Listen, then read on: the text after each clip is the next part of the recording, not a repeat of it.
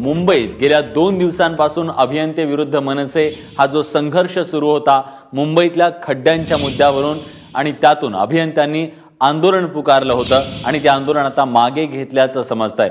वैभव परब आपले प्रतिनिधी आता आपल्यासोबत आहे। वैभव, काल अभियंत्यांची भूमिका अत्यंत आक्रमक होती, आज आंदोलन मागे घेतलं गेलंय, कोणी केली शिष्टाई, काय झालं नेमकं?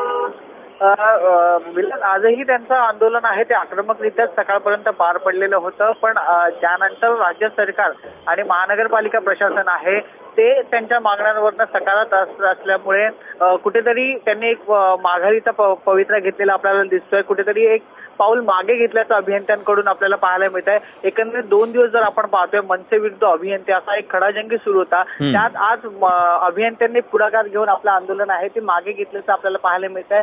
गुरुवारपर्यंतचा अल्टिमेटम सरकारपर्यंत देण्यात आलेला आहे।